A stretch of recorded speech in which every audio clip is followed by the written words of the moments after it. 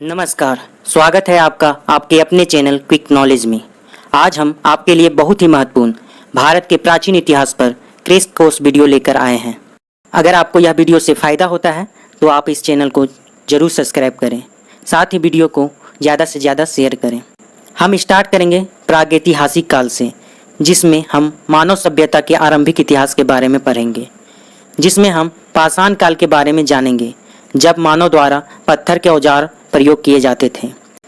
फिर हम उस दौर में जाएंगे जब मानव द्वारा धातु का प्रयोग शुरू हुआ।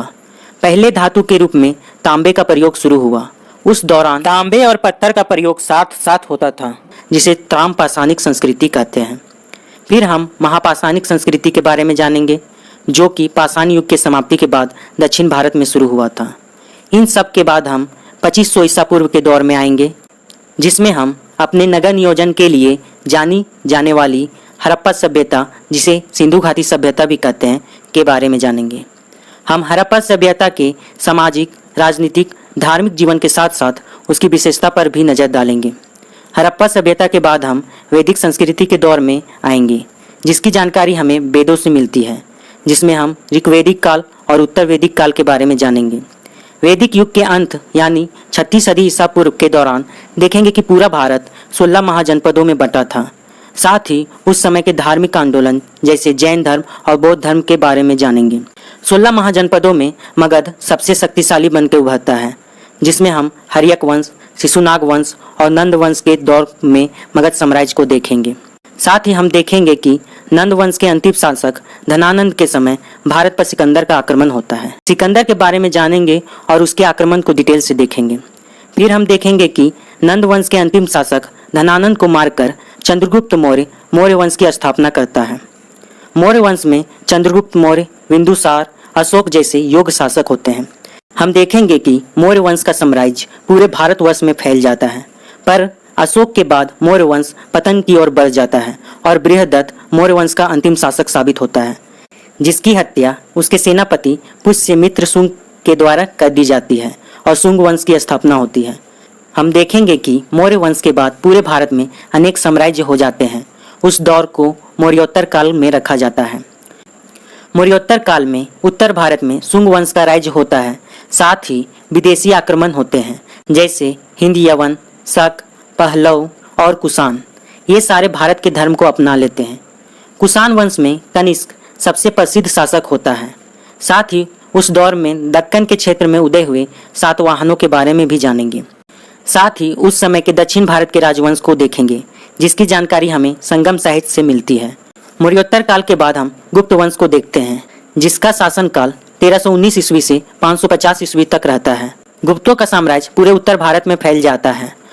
गुप्त वंश में चंद्रगुप्त प्रथम, समुद्रगुप्त, चंद्रगुप्त द्वितीय, कुमारगुप्त, स्कंदगुप्त के बारे में देखेंगे।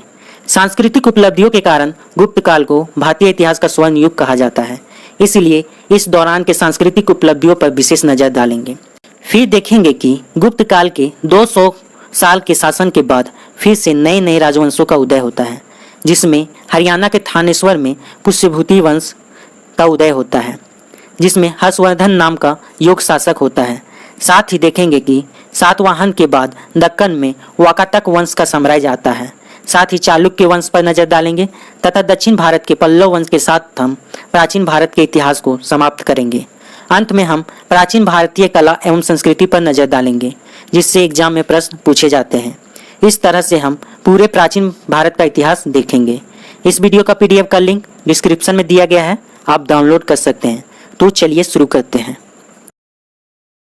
एक बात आपको ध्यान रखना है, ईसा मसीह के जन्म के पहले वर्षों के लिए ईसा पूर्व प्रयोग करते हैं, जिसे इंग्लिश में BC या BCE लिखा जाता है, जिसमें BC का फुल फॉर्म बिफोर क्राइस्ट और BCE यानी बिफोर कॉमन एरा है। जबकि ईसा मसीह के जन्म के बाद के वर्षों के लिए ईस्वी का प्रयोग करेंगे, जिसे इंग्लिश में AD या CE लिखते हैं, जिसमें AD का फुल फॉर्म एनो डोमिनी और CE का कॉमन एरा है। यह आपको ध्यान में रखना है। लेखन प्रणाली के आधार पर भारतीय इतिहास को हम 3 कालखंडों में बांटते हैं: प्रागैतिहासिक काल, आद्य ऐतिहासिक काल, जिसे उत्तर पाषाण काल भी कहते हैं, और ऐतिहासिक काल। प्रागैतिहासिक काल में हम मानव सभ्यता के आरंभिक इतिहास को पढ़ते हैं। इस काल में लिपि का विकास नहीं हुआ था। यानी उस समय के लोगों को लिखने का ज्ञान नहीं था। इसलिए इस काल की जानकारी के लिए हमें पुरातात्विक स्रोतों पर ही निर्भर रहना पड़ता है। पुरातात्विक स्रोत का मतलब हुआ अभिलेख, सिक्के, पत्थर और ईंट से बनी इमारतें के अवशेष, चित्र, मूर्तियाँ आदि। प्रागैतिहासिक काल में हम पाषाण युग के बारे में पढ़ेंगे। दूसरा है आदि ऐतिहासिक काल। आदि ऐतिहासिक काल से मतलब उस कालखंड से है जिसमें लिपि तो थी, यानी लेखन प्रणाली का विकास हो चुका था, पर उसे अभी तक पढ़ा नहीं जा सका है, जैसे हड़प्पा सभ्यता यानी सिंधु घाटी की सभ्यता। जबकि जिस काल में लिपि का विकास हो गया था और लेखन प्रणाली परिपक्व हो चुकी थी, उसे ऐतिहासिक काल कहते हैं। इसे 3 भागों में बांटा गया है: प्राचीन भारत, मध्यकालीन भारत और आधुनिक भारत। तो चलिए शुरू करते हैं प्रागैतिहासिक काल से, जिसमें हम पाषाण काल के बारे में पढ़ेंगे। पाषाण युग, जब पत्थर के औजार उपयोग किए जाते थे उसे पाषाण युग कहा जाता है।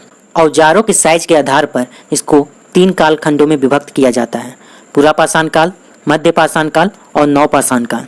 पूरा पाषाण काल, हम उस काल की बात कर रहे हैं जब होमोसेपियंस यानी ज्ञानी मानव का उदय होता है।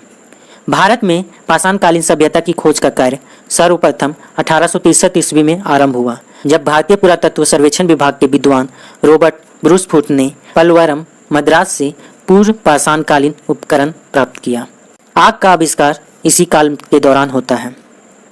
पूरा पाषाणिक स्थल पर नजर डाले तो भीमबेटका, जो कि रायसेन मध्य प्रदेश में है, से अनेक चित्रित गुफाएं प्राप्त हुई है। अगला है मध्य पाषाण काल। इस काल में औजार छोटे होने लगे, जिसे माइक्रोकोलिथ कहते हैं। मध्य प्रदेश के आदमगढ़ तथा राजस्थान के बागोर नामक मध्य पाषाण स्थल से पशुपालन के प्राचीनतम साक्ष्य मिले हैं। यहाँ पे पशुपालन आया है तो हमको जानना चाहिए कि सबसे पहले पालतू बनाए गए जानवर में कुत्ता और उसके बाद भेड़ बकरी का नंबर आता है। तो आपको ध्यान में रखना है कि मानव द्वारा सबसे पहले पालतू बनाया गया जानवर कुत्ता होगा। अगला है नवपाषाण काल। इस काल के दौरान मानव अस्थायी रूप से बसने लगे, जिसका प्रमाण कश्मीर के बुज होम से मिलता है। बुज होम के लोग गड्ढे के नीचे घर बनाते थे, जिन्हें गर्तवास कहा जाता है। कृषि कार्य प्रारंभ नवपाषाण काल के दौरान हुआ। तो आपको जानना जरूरी है कि सबसे पहले मानव द्वारा गेहूं और जौ उपजाए गए थे। तो आपसे सवाल पूछा जा सकता है, मानव द्वारा सर्वप्रथम कौन से फसल उगाए गए थे? उसमें गेहूं होगा और उसके बाद जौ। इसी काल के दौरान पॉलिशदार पत्थर का प्रयोग शुरू हुआ। पहिए का आविष्कार भी नवपाषाण काल की एक महत्वपूर्ण घटना थी। नवपाषाण काल के बाद हम ताम पाषाणिक संस्कृति के बारे में जानते हैं। नवपाषाण युग का अंत होते होते धातुओं का इस्तेमाल शुरू हो गया। सर्वप्रथम धातु के रूप में तांबे यानी कॉपर का प्रयोग आरंभ हुआ। जिन संस्कृतियों का उद्भव पत्थर और तांबे के उपकरण के साथ साथ प्रयोग करने के कारण हुआ, उन्हें ताम पाषाणिक यानी कैल्कोलिथिक संस्कृति कहते हैं। तो आपको ध्यान में रखना है कि मानव द्वारा सर्वप्रथम उपयोग किया गया धातु कॉपर था। आपको एक बात और ध्यान में रखना है, चित्रित मृत भांडों का उपयोग भी सर्वप्रथम ताम पाषाण काल में ही शुरू हुआ था। अगला है महापाषाणिक संस्कृति। नवपाषाण की समाप्ति के पश्चात दक्षिण भारत में महापाषाण संस्कृति यानी मेगालिथिक कल्चर का उदय हुआ। इनमें लोग मृतकों के अवशेष को सुरक्षित रखने के लिए बड़े बड़े पत्थरों का प्रयोग करते थे। आप अपने स्क्रीन में भारत के मैप में प्रागैतिहासिक काल के विभिन्न स्थलों को देख पा रहे हैं। यह मैप आपको PDF में भी मिल जाएगा। आगे देखते हैं आदि ऐतिहासिक काल के बारे में, जिसमें हम सिंधु घाटी सभ्यता यानी हड़प्पा सभ्यता के बारे में पढ़ेंगे। हड़प्पा सभ्यता को स्टार्ट करने से पहले हम इसके खोज के बारे में जानेंगे कि कब इसकी खोज हुई, कब हमें पता चला कि भारत में सिंधु घाटी सभ्यता जैसी नगरीय सभ्यता कभी बसी थी। खोज की बात करें तो सबसे पहले नाम आता है अलेक्जेंडर कनिंघम का, जो 1875 ईस्वी में भारतीय पुरातात्विक सर्वेक्षण के पहले डायरेक्टर जनरल बनाए गए थे। इन्हें भारतीय पुरातत्व का जनक भी कहा जाता है। कनिंघम ने 1853 ईस्वी तथा 1873 ईस्वी में हड़प्पा का सर्वेक्षण कर कुछ पुरावस्तुएं प्राप्त की थी। अगला है दयाराम साहनी। सर्वप्रथम वर्ष 1921 ईस्वी में दयाराम साहनी के नेतृत्व में हड़प्पा नामक स्थल की खुदाई की गई थी। सबसे पहले खोजा गया शहर हड़प्पा था, इसलिए इसका नाम हड़प्पा सभ्यता रखा गया। इसलिए सिंधु घाटी सभ्यता के खोजकर्ता दयाराम साहनी माने जाते हैं। अगला है राखलदास बनर्जी। मोहनजोदड़ो की खोज सर्वप्रथम 1922 में राखलदास बनर्जी ने की थी। अगला एंड इम्पोर्टेंट है जॉन मार्शल। 1924 में भारतीय पुरातात्विक सर्वेक्षण के डायरेक्टर जनरल जॉन मार्शल ने पूरे विश्व के समक्ष सिंधु घाटी में एक नवीन सभ्यता की खोज की घोषणा किए थे। तो आपको ध्यान में रखना है, भारतीय पुरातत्व के जनक किसे कहा जाता है? तो अलेक्जेंडर कनिंघम। सिंधु घाटी सभ्यता के खोजकर्ता कौन है? तो दयाराम साहनी। सबसे पहला खोजा गया शहर हड़प्पा था। हड़प्पा नामक स्थल की खुदाई कब की गई थी? तो 1921 ईस्वी में। आगे देखते हैं सिंधु घाटी सभ्यता का विस्तार। सिंधु घाटी सभ्यता त्रिभुजाकार क्षेत्र में फैली हुई थी। सबसे अधिक स्थल सिंधु व रावी नदी के किनारे मिले हैं। जैसा कि आप अपने स्क्रीन में देख पा रहे हैं, ये सिंधु घाटी सभ्यता के स्थल हैं और आप देख पा रहे हैं कि यह त्रिभुजाकार क्षेत्र में फैली हुई है। सिंधु घाटी सभ्यता के सबसे उत्तरी भाग मांडा, जो कि कश्मीर में है, जो कि चिनाब नदी के किनारे हैं, जबकि सबसे दक्षिणी भाग दायमाबाद, जो कि महाराष्ट्र में है। सबसे पूर्वी भाग आलमगीरपुर, जो कि उत्तर प्रदेश में है, हिंडन नदी के किनारे, और सबसे पश्चिमी भाग सुतकांगेडोर, जो कि बलूचिस्तान में है, दास्क नदी के किनारे। आगे देखते हैं सिंधु घाटी सभ्यता की विशेषता।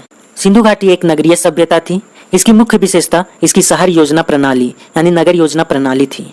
समकोण प्रकार की चौड़ी व सीधी सड़कें, उत्तम जल निकास प्रणाली, ढकी नाली एक व्यवस्थित शहरी जीवन का उदाहरण था। इसके मकान प्रायः पक्की ईंटों के बने होते थे। इसकी चित्रात्मक लिपि थी जो इसको अभी तक पढ़ा नहीं जा सका है, दाईं ओर से बाईं ओर लिखी जाती थी। हड़प्पा सभ्यता के दौरान कांसे का प्रयोग प्रारंभ हो गया था, जो कि तांबा और टीन को मिलाकर बनाया जाता था, इसीलिए इसे कांस्य युगीन सभ्यता भी कहा जाता है। तो आपको यह ध्यान में रखना है, हड़प्पा एक नगरीय सभ्यता थी और इसकी मुख्य विशेषता नगर योजना प्रणाली थी। यह एग्जाम में अक्सर पूछे जाते हैं, इसलिए आपको विशेष तौर पर इसको ध्यान में रखना है। आगे देखते हैं इसका काल निर्धारण।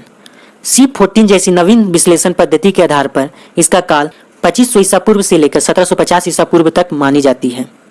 आगे नजर डालते हैं सिंधु घाटी सभ्यता के प्रमुख शहर पर। पहला शहर है हड़प्पा। यह सबसे पहले खोजा गया शहर था। इसकी खुदाई 1921 में दयाराम साहनी एवं माधव स्वरूप वत्स ने करवाई थी। यह रावी नदी के किनारे पाकिस्तान का मोटोगोमरी जिला में स्थित है। यहाँ से 6 अन्न भंडार मिले हैं, पुजारी की मूर्ति मिली है। आगे देखते हैं मोहनजोदड़ो, जो कि काफ़ी इंपॉर्टेंट है। इसकी खोज वर्ष 1922 में राखलदास बनर्जी ने की थी। यह सिंधु नदी के किनारे पाकिस्तान के सिंध प्रांत के लरकाना जिले में स्थित है। मोहनजोदड़ो का अर्थ है मृतकों का टीला यानी माउंट ऑफ द डेड। यहाँ से मिले सच। मोहनजोदड़ो से मिला सबसे बड़ा इमारत अन्नागार है। मोहनजोदड़ो से विशाल स्नानगार पाया गया है। यहाँ से प्राप्त नर्तकी की कांस्य मूर्ति, जो इस सभ्यता की एक महत्वपूर्ण रचना थी। मोहनजोदड़ो से प्राप्त एक मुहर पर 3 मुख वाला एक पुरुष ध्यान की मुद्रा में बैठा हुआ है। इसे पशुपतिनाथ शिव का रूप माना गया है। मार्शल ने इन्हें आदि शिव बताया है। उनके चारों ओर हाथी, गेंडा, बाघ और भैंसा विराजमान है। आगे देखते हैं कालीबंगन। यह घंघर नदी यानी प्राचीन सरस्वती के किनारे राजस्थान का हनुमानगढ़ जिला में स्थित है। कालीबंगा का अर्थ है काले रंग की चूड़ियाँ। यहाँ से जुटे हुए खेत तथा अग्नि वेदिकाएं प्राप्त हुई है। इसके खोजकर्ता ए घोष हैं। अगला देखते हैं लोथल। यह भोगवा नदी के किनारे गुजरात के अहमदाबाद जिले में स्थित है। यह सिंधु सभ्यता का बंदरगाह था। यह काफ़ी इंपॉर्टेंट है, बहुत बार पूछा गया है कि सिंधु सभ्यता का बंदरगाह कौन सा स्थान था। तो इसका सही उत्तर होगा लोथल, क्योंकि यहाँ से एक गोदीबारा यानी जहाज़ों की गोदी मिला है। यहाँ से व्यापार होता था, इसलिए इसको सिंधु घाटी सभ्यता का पतन नगर कहते हैं। रंगनाथ राव ने लोथल तथा रंगपुर की खोज की। रंगपुर अहमदाबाद जिले के नज़दीक कठियावाड़ा जिला गुजरात में है। अगला है धौलावीरा, गुजरात के कच्छ जिला में है। 1990-91 में खोजा गया। हड़प्पा सभ्यता की पहली खगोलीय वेधशाला धौलावीरा में पाई गई है। आगे देखते हैं हड़प्पा सभ्यता के नगर किस प्रकार थे। हड़प्पा सभ्यता के नगर 2 भागों में बटे होते थे। एक होता था पश्चिमी भाग और दूसरा पूर्वी भाग। पश्चिमी भाग छोटा होता था पर ऊंचाई में होता था, जिसे नगर दुर्ग कहा जाता है, जबकि पूर्वी भाग बड़ा पर निचले इलाके में होता था, जिसे निचला नगर कहा जाता है। इसके शहर किले बंद थे, पर चहुंदरों से किसी दुर्ग या किले बंद का साक्ष्य नहीं मिला है। धौलावीरा एक ऐसा नगर है जो 3 भागों में विभाजित था, दुर्ग, मध्यम और निचला नगर। कालीबंगा एकमात्र हड़प्पाकालीन स्थल था जिसका निचला शहर भी दीवार से घिरा हुआ था। आगे देखते हैं सिंधु घाटी सभ्यता की धार्मिक व्यवस्था। न किसी विशेष धर्म के साक्ष्य मिले हैं और न मंदिर जैसी कोई इमारत। मोहनजोदड़ो से प्राप्त पशुपतिनाथ शिव विशेष पूजनीय था। सिंधु सभ्यता समाज एक मातृस्थात्मक समाज था। देवी माँ की पूजा सिंधु घाटी सभ्यता से संबंधित है। एक हड़प्पाई मूत्रिका में स्त्री के गर्भ से पौधे को निकलते हुए दिखाया गया है। यह इस बात का प्रमाण है कि हड़प्पाई लोग धरती को उर्वरता की देवी समझते थे। स्वास्तिक चिन्ह संभवतः हड़प्पा सभ्यता की देन है। आगे देखते हैं अर्थव्यवस्था। हड़प्पा सभ्यता के दौरान आयात की सबसे महत्वपूर्ण वस्तु धातु और बहुमूल्य पत्थर थे। मेसोपोटामिया के साथ सिंधु घाटी सभ्यता के लोगों का व्यापारिक संबंध था। सिंधु घाटी की खुदाई से प्राप्त मोहरे वाणिज्यिक और आर्थिक विकास का घोतक है। सिंधु अर्थव्यवस्था की ताकत कृषि थी। इनका मुख्य धंधा भी कृषि था। मुद्राओं का निर्माण टेराकोटा से होता था। हड़प्पा के कुम्हारी कार्य में आमतौर पर लाल रंग का उपयोग किया जाता था। आगे देखते हैं सिंधु घाटी सभ्यता के लोग किस किस चीज से परिचित नहीं थे। यह एग्जाम में काफी बार पूछा जाता है, तो आप इस पे ध्यान दें। सिंधु घाटी सभ्यता के लोग लोहा से परिचित नहीं थे। लोहा का आविष्कार वैदिक सभ्यता के दौरान हुआ था। सिंधु घाटी सभ्यता के लोग मंदिर, तलवार, आलू, गन्ना और गाय से भी परिचित नहीं थे। आगे देखते हैं सिंधु घाटी सभ्यता और वैदिक सभ्यता में मुख्य अंतर क्या है। सिंधु घाटी सभ्यता एक नगरीय सभ्यता थी, जबकि वैदिक आर्यों की सभ्यता एक ग्रामीण सभ्यता थी। पिगट ने हड़प्पा एवं मोहनजोदड़ो को एक विस्तृत साम्राज्य की जुड़वा राजधानी कहा है। आगे देखते हैं सिंधु घाटी सभ्यता के पतन के कारण। अलग अलग विद्वानों की अलग अलग राय है, पर सबसे प्रभावी कारण बाढ़ को माना जाता है। अन्य कारण है जैसे कि जलवायु परिवर्तन, नदियां का सूख जाना, बाहरी आक्रमण जैसे आर्यों का आक्रमण आदि। हम देखें सिंधु घाटी सभ्यता के बारे में। अगले वीडियो में हम वैदिक सभ्यता के बारे में जानेंगे। वीडियो देखने के लिए धन्यवाद। मिलते हैं अगले वीडियो में।